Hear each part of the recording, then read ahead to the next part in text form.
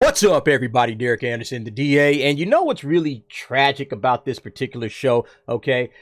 We know the Velma show is coming out, this new show by HBO Max. I already did a trailer reaction based on the trailer that HBO Max dropped the other day. You can go ahead and check it out. I'll link that above if you haven't seen it. But we know that this show is coming out. I had no idea that the show was coming out until I saw that trailer, okay? Probably like a lot of you guys. And once I saw it, I knew automatically, yeah, this is going to be dog shit. This is going to be absolute trash.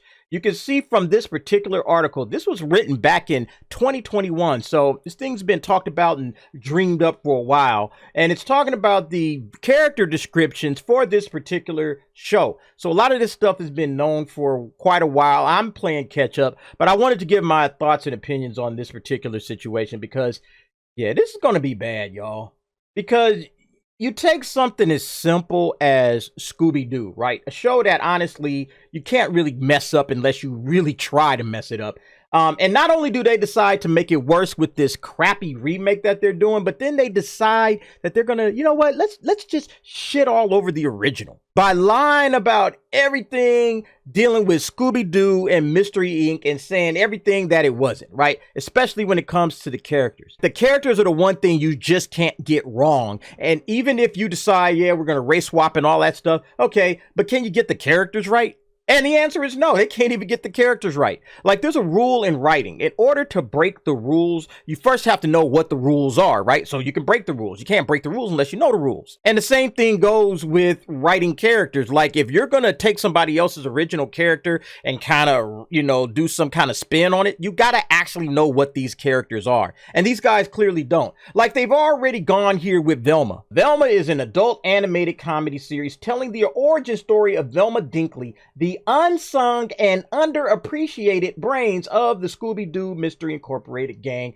An official synopsis for the show reads. Now, look, I think most people, whether Velma was their favorite character or not, they absolutely appreciated this character. She was, as they say, the brains of the show. She was usually the one that solved the mysteries. Like, this was Mystery Inc. and Velma was pretty much the one solving the mystery, so she was absolutely appreciated. People knew exactly what value she brought to this entire show. She's the one that usually uncovered it all, right? Like, Scooby and Shaggy, they were like the joke, they were the comedy, they were the ones that got chased by the ghost, and then they'd end up doing some little silly skit with the ghost pretending they were something else, and the ghost would get confused and all that kind of stuff. They were the comedy, okay? Fred was usually the guy that had some sort of a plan, right? He was the man with the plan, okay? And then you had Velma. Velma was the one that put two and two together, okay? And then you had Daphne, who was always the clumsy one, but she had like a certain level of intuition and intelligence that usually helped the team in a particular situation, right? All five of these elements came together every episode. Scooby-Doo was fine, okay? But these guys say, oh, well, Velma's underappreciated. I mean, it just, again, shows right off the bat, these writers don't know what they're doing. They either aren't in tune with the character or they aren't in tune with what the audience expects of that character because they're saying that she's unappreciated. So let's go ahead and do this. Let's read through these other character descriptions that they've given and see if we can spot some other problems that they might have. So it starts off back in February. HBO Max announced Mindy Kaling is going to star in the Scooby-Doo prequel animated series Velma, an original and humorous spin that unmasks the complex and colorful past of one of America's most beloved mystery solvers, blah, blah, blah, blah, blah. Okay, so we got that. Let's get on to the actual descriptions. All right, so here first we have Norville Shaggy Rogers, supposed to be a male, blah, blah, blah. All right. So it says, before Shaggy was America's favorite self-medicating, squeaky-voiced teenager with an undiagnosed eating disorder, he was Norville Rogers, the excitable, black, handsome, and mildly spectrum editor-in-chief of Port Town High's newspaper, the Ranting Townie. So I guess they're saying that this guy is going to be on the spectrum, right? He's, you know, autistic. You know, I don't know how that's going to play on the show because you got to think like this is an origin story, right? And so I guess this guy is going to somehow become the person that can pull off, you know, tricks with ghosts, you know, like I was just saying, you know, they would put on these little skits, dress up in disguises, him and Scooby-Doo, you know, thinking off the top of their head, just popping in there and doing that kind of, you know, messing with the ghosts to try to get out of a jam. That's who Shaggy's character was in a lot of ways on Scooby-Doo, Where Are You? So I guess that he's going to become that or something. I'm not sure how that's going to play out. I guess we got to see what happens. Unfortunately, he was also completely oblivious to any and all social norms and cues. Yeah, like you got to pick up on social norms and cues to be able to have that kind of a quick-witted, play on Ghost. So yeah, I'm not sure that's going to work out very well, but we'll have to watch and see, which is helpful in tracking down the story, but less good when it comes to being the closest thing Velma has to a friend. However, when Norville discovers a stark secret in his family's past, I wonder what that's going to be. Velma will be the only person who can help him make sense of his unraveling life, at least, until he discovers weed and snacks. So the black guy is going to be the weed smoker. How clever. I'm wondering about what this particular dark secret is in his unraveling life. I almost can guarantee, can almost see it right now. It's going to have something to do with him being black, but nevertheless, we'll see what it is. Let's move on. So the next person, Daphne Blake, female. All right. Forget everything you know about Daphne Blake. It should take 0 seconds, as there was nothing to know. She was attractive, but also she wore purple. That's it. Really? Now, it is true that Daphne often played like kind of a damsel in distress character. She was very danger prone, right? Danger prone Daphne was her nickname. But there was more to her character than just that. When she was rolling out there with Fred, like she would find stuff, like a little bit of the clues. She was like, well, I just kind of looked at this and, hey, what's this over here? She was like that intuitive character that would like find things looking around for, the clues that, when the gang was on the hunt for clues, Daphne would find a lot of the clues because her intuition would just lead her to it. Okay. And she had intelligence that people don't actually respect as well. There was a certain level of competence to what Daphne does. Now, yes, she was danger prone. She did get kidnapped in some of the episodes. That's absolutely true, okay? But to say that she was attractive and wore purple and that's it, that was the only thing about her character, again, it just goes to show that they don't understand the character. And there were several other versions of this character that have come out since the 70s show, right? Okay, so when you say forget everything you know about Daphne, all she did was wear purple and be pretty and that was it, you're also forgetting all of the stuff that came out after that. Now, the stuff that I just described, that was Daphne from the original series, okay? And you could argue with me if you want to that there wasn't much to that character, okay? That's an argument I'm willing to have with anybody, okay? I think there was, you think there isn't, I'm willing to give you that if that's what you want to say. But look at the character that came after that, okay? Sarah Michelle Gellar, she put in a whole lot of work to show that this character wasn't just a pretty face, okay?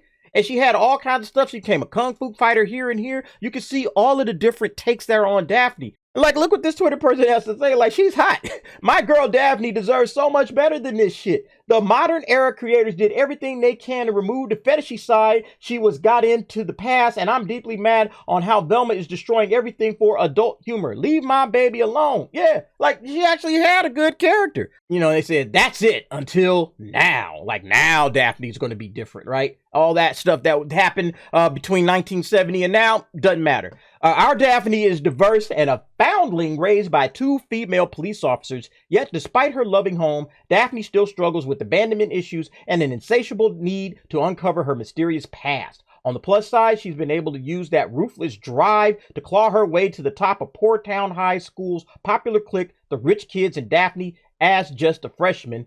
Though she'll have to get in touch with her softer side to finally understand her complicated feelings for Velma. Ooh. So now Daphne is going to be the one that has feelings for Velma. Isn't that interesting, right? You see what I'm saying, man? This stuff is just goofy as hell, man. Goofy as hell. They want to put as much identity stuff into this particular show as humanly possible, okay?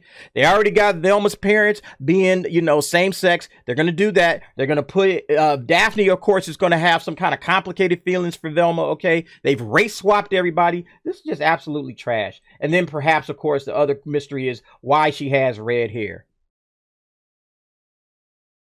I don't understand. I don't want to watch this show. I don't want to watch this show.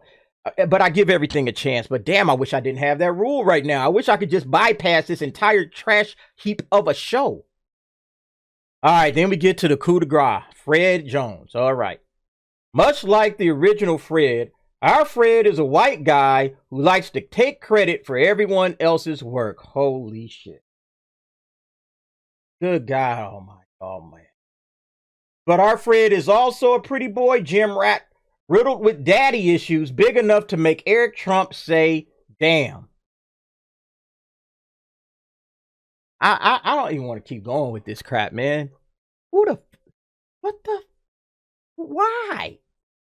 And yet Fred knows that no matter how douchey he acts, he'll never live up to his father's expectations. Dumb. Because Fred has a deep, dark secret. Everybody's got a deep, dark secret in this damn show. He's 16-year-old and hasn't gone through puberty yet. Worse, his secret is getting harder to hide. Not just from his father, but from his girlfriend, Daphne. I guess Daphne is I guess that's what the story is going to be with her. Who's getting a little bored with just over-the-clothes stuff. Fortunately, Fred is wrongly imprisoned for murders he didn't commit. He needs the help of Poor Town High's least popular student, Velma, to prove his innocence. And while it's weird for Fred to see, let alone talk to a girl like Velma, he quickly realizes her thoughts and emotions have value.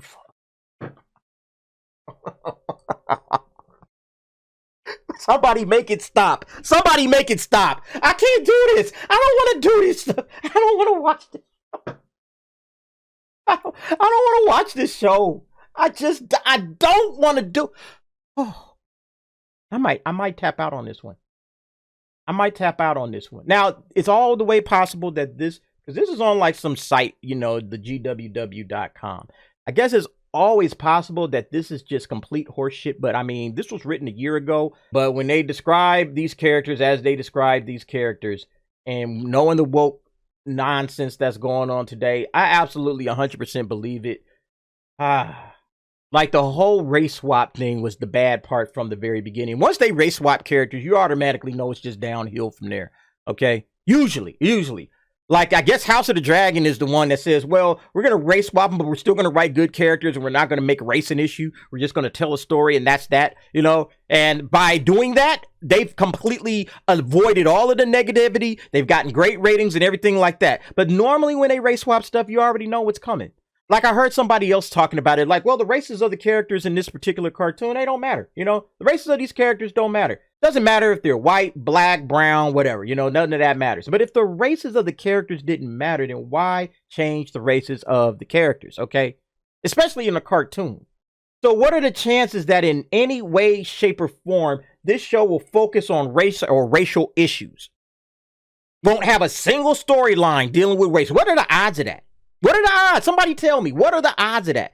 This already has a self-insert by the star and the creator of the damn thing who says, well, Indian American girls need to see themselves in this and they'll love it. So what are the odds that this thing won't have anything to do with race and racial issues? Somebody put that in the comments. Give me some odds. So you can see here we got 1.3 million views already. And yep, the nice ratio is continuing. Good job, guys. Keep it up. And the funny thing about this trailer I was just thinking about is that you can already see that they're dealing with the criticisms of the show that they're expecting in this trailer, right? Oh, things shouldn't change. And she's kind of giving that little monologue on the trailer. I'm not going to play it, but you remember that monologue that she was giving in the trailer. Like, they're already defending their own trash in this trailer, right? You're already playing defense in the trailer. That tells me everything I need to know about how this show is going to be written, okay? It's just like She-Hulk. She-Hulk did it worse. They're doing it in the trailer. She-Hulk actually put it in the show. All their little defenses, breaking the fourth wall and talking to the audience and telling them, all of this stuff with changing character, that's terrible. You shouldn't do that. They're already talking to the audience. They're already doing the same bullshit that we saw in She-Hulk. That's what they do. Like, this is how you attack your critics and how you address criticism. Is this what they teach in like feminism writing school? Like, this is how you attack the criticism that you're going to get from this trash heap that we're about to teach you how to write. We're going to teach you how to write crappy shows, and then this is how you deal with the actual criticism. You just self-insert all of this crap into the actual show, right? We beat you to it. We knew you was going to say this, and we already got our responses ready. This is how you know that the fandoms have got these dudes shook. Okay, the fans have got them shook. They just can't write a show no more. They got to defend their trash in the trailers, okay? In the actual show. That's how you know you got them shook. The funny thing is, we saw this with Rings of Power, although not in the show. But remember, preemptively, okay, proactively, they spent months defending their trash. Before the show even came out, months and months of making up excuse after excuse after excuse, saying, oh, you guys are racist, you guys are sexist, you guys are this and that, you guys are a bunch of bigots, that's why people hate this, that's why people are already talking about this. They were doing that months before a single episode dropped. And it was because they knew what they had on their hands. So they had to come out ahead of time and defend their trash and defend their crappy show because they knew the show was trash. Doing all these little proactive countermeasures. That's how you know. That's how you know when the show hasn't even dropped yet and you got to do all of this type of crap here and start talking to the fans and talking to your critics before anybody's had a chance to criticize any actual episode. You're already defending it. That's how you know you got trash on your hands, folks. And then you can kind of see what they're doing with everybody else, okay? Diana Blay is a female African-American, Daphne's mom, okay? There's one of the moms. The other is Lily Key, female, Daphne's mom, another mom. Female open ethnicity, so we don't know what ethnicity she is, although with Key kind of figuring it's going to be Asian. Dia Dinkley, that's not an Indian name, but I don't know how that's going to work. Female Indian American. Dia is Velma's hardworking put upon mother, okay? You got Imram Dinkley, male Indian American, Velma's dad. You got Spooner Garcia, male Latinx. Ooh, Latinx, I like it. Sexy. Velma's stepdad, Spooner. This is so stupid. Oh my God, this is terrible. Gigi is a female black seeking an adult actor to sound like okay, so this is, I guess they were trying to like put a casting call out, so they didn't have somebody for this one yet. Daphne's friend. You got Olive, female Caucasian. Oh wow, second Caucasian person in this show. How original. Oh man, the diversity. Seeking and this also, I guess, seeking an adult actor. So I guess this was part of their casting call. They had already put these things out. And this is what this person says. Now, this is the end of the article.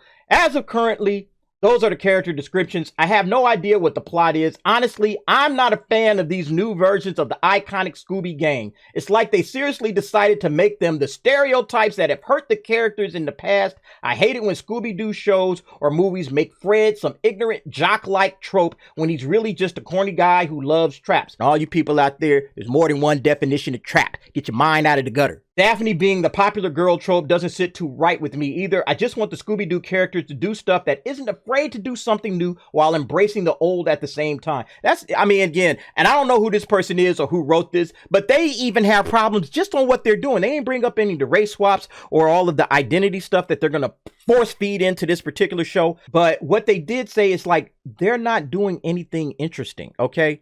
They're going to play along the old standard tropes, but they're not going to do anything new with them. And on top of that, for me, the biggest sin is you don't really know the characters that well anyway, okay? Like some of the stuff that they wrote in there, again, she's just saying like they're playing on those old stereotypes. But for me, they're messing with the stereotypes without really understanding the characters, right? Like the stereotypes are there, but at the same time, they don't seem to understand who Shaggy is. They don't seem to understand who Fred is at all. And, we already saw that Velma's kind of messed up. I guess Daphne, if you wanted to say, well, this is coming off the 1970s Daphne, so what was she before that? I guess you can make that argument. But for them to say, hey, forget everything you knew about Daphne, we're doing something completely different. Actually, Daphne's been done a whole lot different from that original 70s series. Everything nowadays is just getting worse and worse. I'm sad to see this happen for a show that a lot of people grew up with. A lot of people grew up with Scooby-Doo, and this is just going to be a bad show. He quickly realizes her thoughts and emotions have value. That line right there, I don't want to watch this show, but I'm going to. I always give everything a shot. And we'll see what happens when Velma comes out. Anyway, folks, what do you think about this situation? Go ahead, drop down, give me your thoughts and your opinions on that. And thanks for watching. See you next time.